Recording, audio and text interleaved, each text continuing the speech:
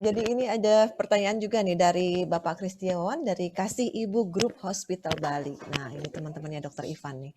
Apakah perlu menentukan mapping Center of Excellence untuk medical tourism in Indonesia supaya keunggulan layanan kesehatan tidak hanya tersentral di daerah Jakarta dan Jawa saja, katanya Prof. Baik, siapa? Dokter Ivan, Dokter Dipa, silakan.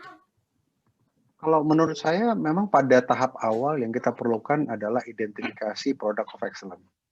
Artinya kita nggak membicarakan tentang rumah sakit, tapi kita bicara tentang produk apa yang dimiliki yang dengan mudah orang bisa berpikir bahwa kalau saya mau berobat, misalnya katakanlah untuk berobat estetik, saya mau apa namanya, mau breast implant. Di kepala saya udah kepikir, saya mesti pergi ke Bali, saya mesti berlibur di sana, ada hotel rumah sakit sana yang memang cukup bagus. Produk-produk ini mesti kita list satu persatu. Nah, saya ingin mengingatkan sekali lagi bahwa alasan orang luar negeri datang ke sini itu adalah memang negara berkembang adalah karena memang cost. Tetapi salah satu yang menyebabkan orang luar negeri itu juga agak struggling untuk mereka sustain bisnisnya adalah karena seringnya terjadi bad outcome. Dan itu harus dijaga dari awal. Karena ini adalah orang-orang kita yang kita mau lagi branding image-nya. Indonesia itu bagus loh. Kita bikin bagus. Yang terjadi adalah komplikasi dari pasien yang kita tidak perlukan pada saat ini. Oleh karena itu memerlukan suatu standarisasi yang bagus yang benar-benar kita hati-hati. Bahwa, oke, Anda mau angkat apa ya? Kita panggil. Barangkali dari profesi, dari plastik bisa bilang bahwa, oke, bahwa memang orang-orang ini kredibel gitu. Atau barangkali kita ada peers-peers yang akan menunjukkan bahwa ini center yang juga kredibel. Menurut saya sih itu dok, kira-kira dok. Baik, terima kasih Dokter Ivan. Mungkin Dokter Dipa ada pandangan yang lain mungkin. Ya, menurut saya itu fardu ain ya, wajib. Mapping itu wajib sekali, karena tanpa itu berarti kita bergerak sendiri-sendiri. Nah, hanya saja strategi mappingnya mungkin yang lebih menggunakan pendekatan bisnis. Artinya Center of Excellence, sebetulnya kan 10 tahun terakhir ya, masing-masing hospital sudah menyebutkan pusat ini, begitu kan. Tapi mapping se-Indonesianya tidak gampang kita temukan di internet. Let's say kita coba klik atau searching, googling best hospital for cancer di dunia. Isinya ternyata Amerika semua. Tapi itu karena mereka membuat list itu, kita googling, ketemunya itu gitu kan. Jadi belum tentu that's the best gitu kan. Indonesia juga dalam hal brandingnya tadi, branding awareness-nya juga harus melakukan itu. Kita punya daftar the best, kemudian ada yang mengklaim juga dan memang dia punya kriteria bahwa ini one of the best di Asia, itu perlu kita lakukan. Nah, pertanyaan berikutnya adalah memang dari mapping secara umum yang punya ini mestinya lembaga-lembaga akreditasi itu secara administratifnya, tapi secara real bisnisnya itu bisa dari lembaga-lembaga yang mapping persepsi masyarakat, survei dan sebagainya. List itu harus muncul, bukan hanya di mind. List itu harus muncul yang lama-lama masuk ke pikiran kita untuk membranding kita agar itu. Intinya sangat butuh. Siapa yang melakukan sebanyak mungkin lebih baik, karena pada saat kita googling itu tergantung siapa yang paling sering muncul dan kita perlu promosikan itu secara masif. Dan jangan hanya berharap pada pemerintah, karena ini juga ada private sektornya, tetapi secara umbrella atau collective branding seperti yang dikatakan Dr. Ivan, betul sekali, terutama untuk ke luar negeri. Dan kita punya fasilitas itu disebut ITPC, Indonesian Trade Promotion Center, itu ada di beberapa negara. Titipkan tentang bahwa Indonesia punya medical tourism yang bagus. Jangan semua sektor kita ambil. Umpamakan, ortopedi kita bisa di sini, bayi tabung mungkin kita bisa di sini. Apalagi yang lain yang kita sebutkan, itu kita mapping, dan setiap tahun kita bisa tambahkan daftar ini. Jangan langsung 20 daftar, itu mungkin juga susah untuk diingat sama orang. Apakah sudah terdapat pusat penelitian atau pengkajian mengenai medical tourism di Indonesia, Prof? Dokter Ivan atau Dokter Dripa bisa menyampaikan? Mungkin Dokter Ivan, Dokter Dripa bisa bantu. Saya yang cuma tahu ada Bu Oka di Bali yang ngambil tuh S3 buat medical tourism di BROS. Tapi dari secara pendidikan formal yang seperti saya sampaikan tadi, mohon maaf saya bukan orang teoritis, saya orang praktis. Jadi dalam hal ini saya kurang familiar dengan update itu. Dr. Dripa? Kalau di dalam jurnal ilmiah sangat sulit kita menemukan ini. Saya coba searching di dokumen. Tapi mungkin menjadi riset dari center-center di luar negeri. Pertanyaannya ini kan sebetulnya apakah sudah ada center di Indonesia tentang ini? Sepanjang yang saya tahu belum ada.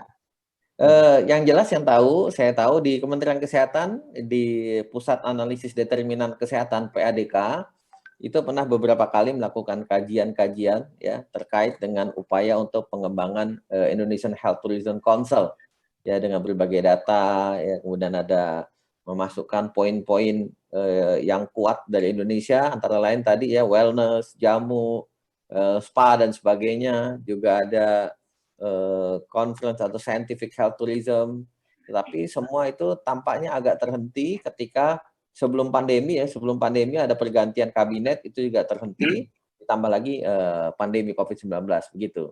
Ya. Boleh usul, Prof? Silakan.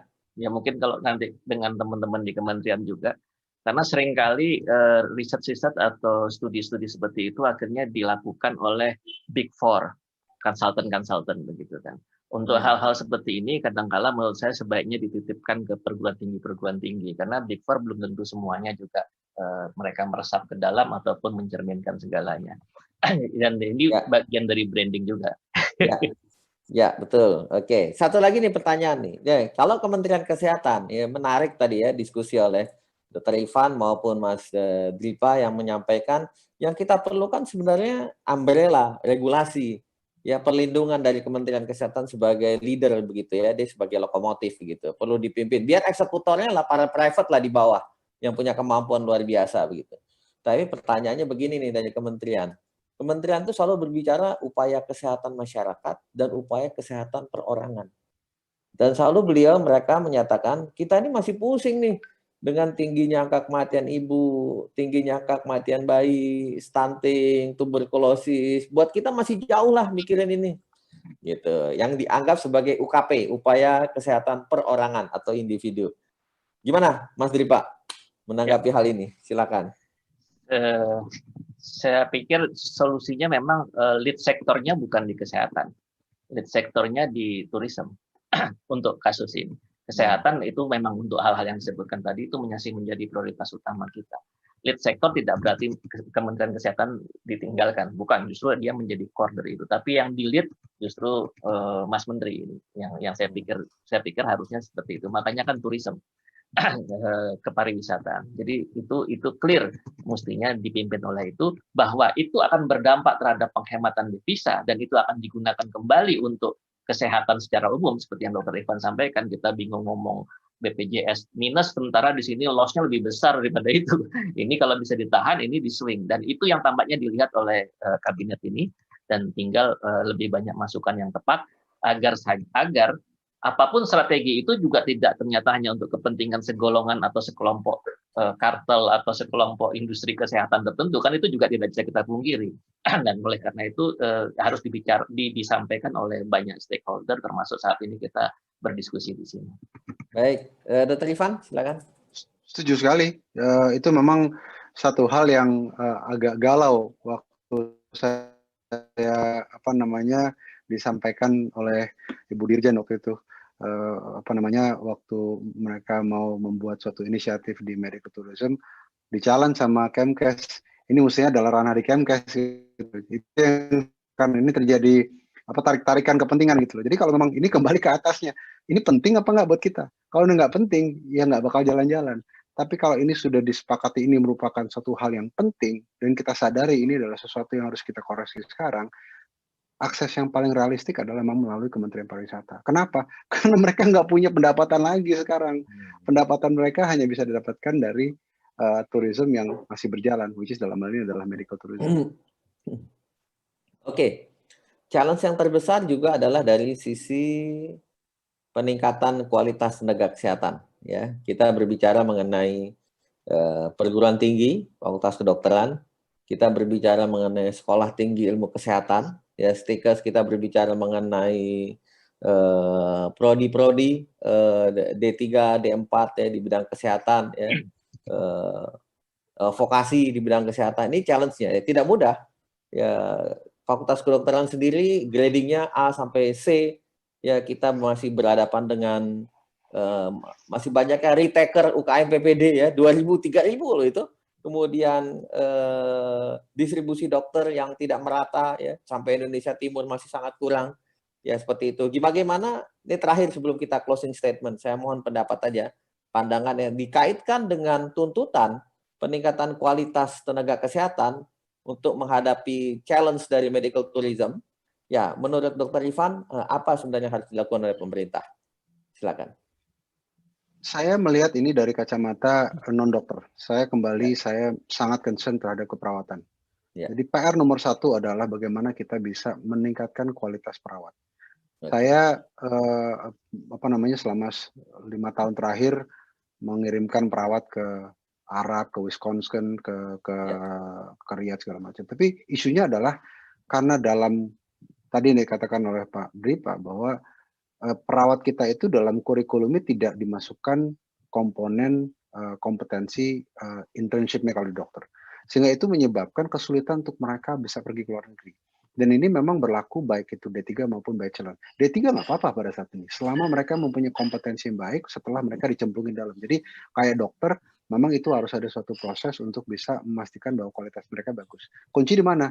Ya berada di nursing board. Jadi memang keberadaan nursing board itu akan sangat membantu kita untuk bisa menentukan ini loh standar perawat yang memang harusnya berada di lapangan. Jangan sampai mereka ke lapangan itu tanpa ada pengalaman sama sekali. Ya kenyataannya adalah di situ. Karena rumah sakit harus melatih dulu nih para perawat-perawat itu sebelum mereka bisa on the job training. Dokter mungkin saya kira ini satu hal yang memang tidak bisa kita pungkiri. Kita harus kerja keras untuk meningkatkan minimal kualitas komunikasi. Karena kualitas komunikasi yang bagus, pasien rata-rata akan dengan comfortable dia bisa ngomong dengan dokter yang bisa memberikan diagnostik proses yang analitiknya bagus. Dan saya rasa itu sudah banyak berlaku pada angkatan-angkatan yang sekarang gitu. Tapi itu harus berlaku lebih cepat lagi, terutama untuk teman-teman dokter yang sudah punya kompetensi yang cukup baik menurut saya. Tapi tidak ada cara lain menurut saya, Prof. Saat ini untuk mempercepat adalah memang kita harus mencari cara untuk bisa menyaring proses untuk masuknya dokter asing ini secara bijaksana. Itu yang mungkin menurut saya harus kita pertimbangkan. Baik, Dr. Dripa. Ya, saya tambahkan beberapa hal, walaupun sebenarnya sudah mulai. Saya ingat saya waktu masih di kampus itu kebetulan modulnya saya juga ikut terlibat. Harus lebih banyak dan diperkuat kompetensi tentang learn how to learn.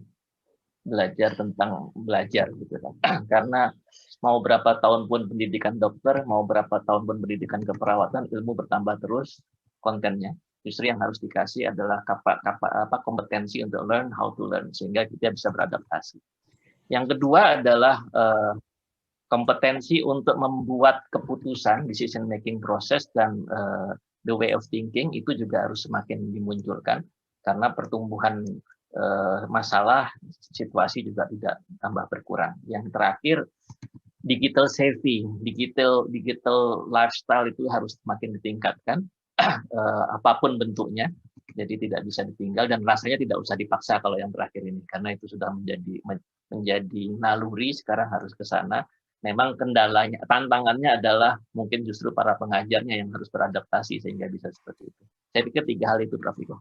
Baik, terima kasih. Dr. Yeni, ada pesan-pesan penting sebagai salah satu pelaku juga ini dan pengalaman Dr. Yeni, silakan. Saya mah udah semuanya setuju nih sama Dr. Ivan sama Dr. Dripa. Justru saya banyak belajar di sini, Prof. Jadi memang tantangannya luar biasa banyak ya sebagai pelaku. Mungkin di bawah kita rasanya sudah mencoba memberikan service excellence gitu ya. Tapi memang kita butuh dukungan dari pemerintah untuk membuat regulasi yang menjadi lebih baik gitu ya. Mungkin ada di bidang tax mungkin ya. Jadi kita bisa memberikan harga yang lebih bisa menarik gitu dibandingkan dengan negara-negara tetangga misalnya, juga dengan masuknya teknologi mungkin gitu, jadi mempermudah itu mungkin yang bisa membantu kita untuk lebih baik lagi gitu. Baik. Prof ya silakan Prof. Ini sebelum ini karena waktunya sudah habis, saya sudah beberapa kali di WA nih oleh panitia, waktu sudah habis baik, tapi karena menarik diskusinya,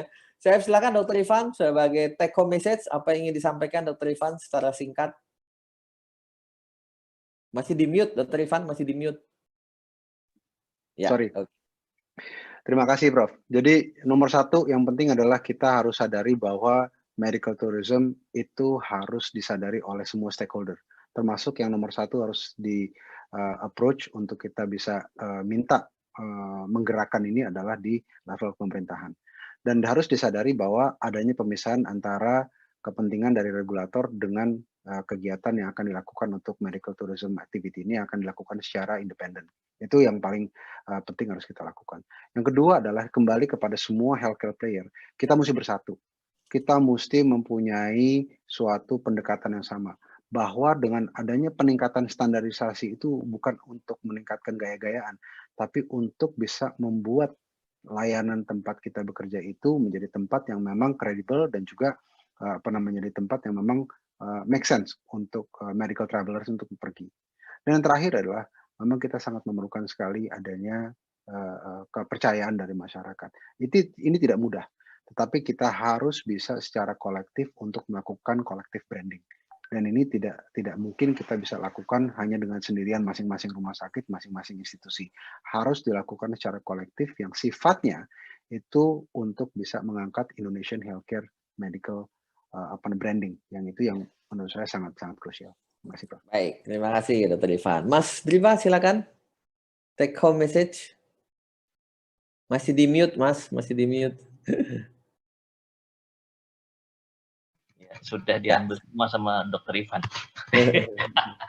Oke, ada dua hal ya sebagai tambahannya. Pertama adalah pandemi ini terlepas dari semua dampak yang kita rasakan luar biasa, memberikan peluang percepatan bangkitnya Indonesia Medical and Health Tourism. Itu harus kita ambil peluang ini. Dan peluang seperti ini tidak ada dalam kalkulasi para ahli. Peluang seperti ini tidak ada dalam skenario strategis. Peluang ini memang ketentuan yang sudah terjadi dan kita harus ambil. Kalau kita ambil, itu merupakan kerugian yang sangat besar. Karena percepatan yang dihasilkan dari dampak ini mungkin kalau dihitung satuan waktu setara 10-15 tahun sendiri. Yang kedua, untuk seluruh saudara-saudara sebangsa se-Indonesia tetap sehat dan dengan berobat tetap di Indonesia. Terima kasih. Siap, tetap berobat di Indonesia ya, tetap sehat dan kalau sakit berobat di Indonesia. Ya, para pemirsa talk show Forum Kesehatan Nusantara yang dilaksanakan oleh NU Circle yang kami hormati, tentunya menjadi catatan penting bagi kita semuanya bahwa medical tourism adalah tantangan sekaligus peluang bagi kita. Tujuannya adalah untuk meningkatkan akses dan meningkatkan kualitas layanan kesehatan bagi seluruh masyarakat Indonesia. Dan tentunya ke depan kita harus siap. Ya, tadi meminjam kata-kata Dr. Ivan, ya pemerintah boleh membuka keran tenaga kesehatan asing dengan bijaksana. Tujuannya adalah untuk mempercepat pencapaian standar dan mempercepat pencapaian layanan kesehatan yang berkualitas bagi seluruh masyarakat Indonesia.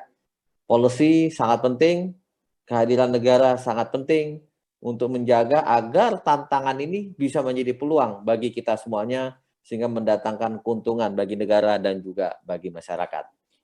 Saya Budi Weko, co-host saya Dr. Yeni.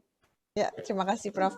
Terima kasih, Terima kasih Dr. semuanya. Yeni dan saya Budi Jadi Weko. semua. Ya, kami undur diri. Terima kasih kepada kedua narasumber, Dr. Driva dan Dr. Ivan Sini.